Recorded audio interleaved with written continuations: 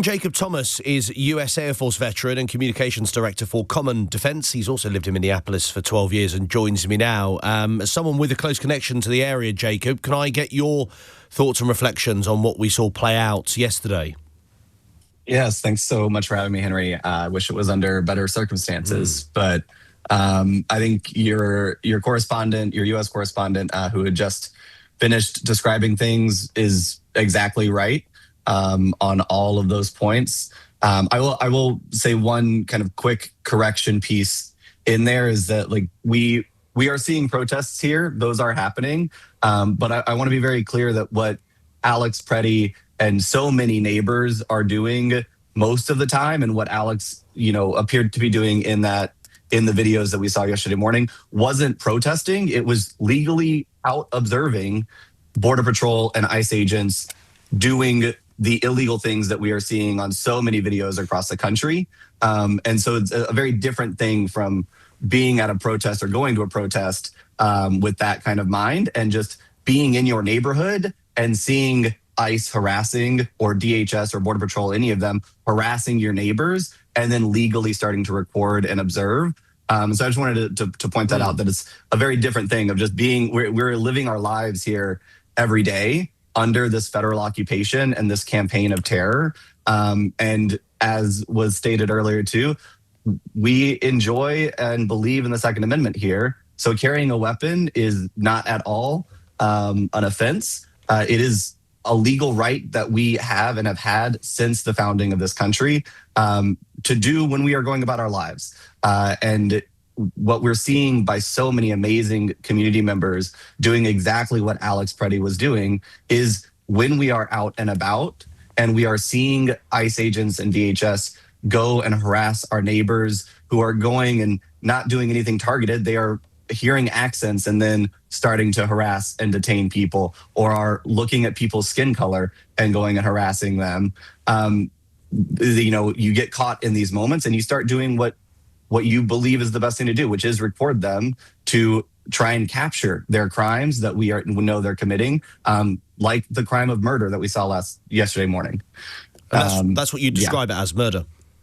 I would describe it as murder, and I would go as far to say this is, looking at that video, and especially the different angles, there's, I want to say, at least 3 different videos that have been out circulating in the public. It looks like an execution.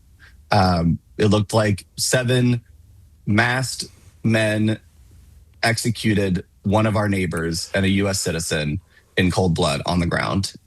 This is the second we've seen in 18 days, as our US correspondent Simon Marks made clear. I mean, Minneapolis is not one of the biggest US cities. I think it's about 500,000 people who live there.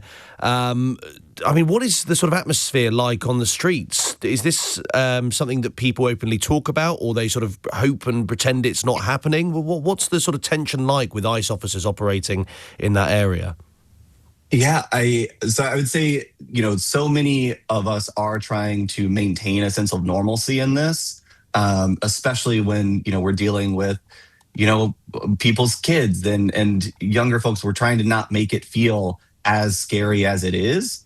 But by no means are people just trying to pretend that this isn't here and that this isn't happening.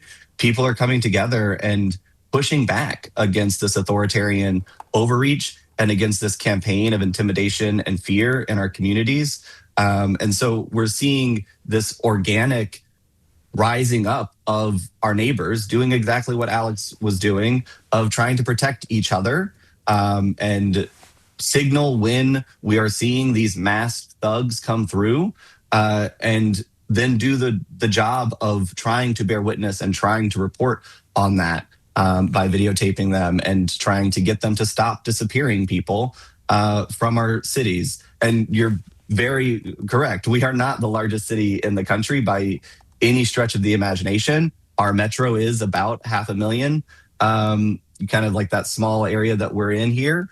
And we, because of Donald Trump and Kristi Noem, have seen a surge of more than 3,000 masked federal agents into this city that dwarfs our entire normal police and law enforcement agencies, including the county and city level agencies. And they are just here to sow chaos and do exactly, I believe, as your correspondent said earlier, to create the preconditions of martial law so that Trump can continue to expand his authoritarian reach.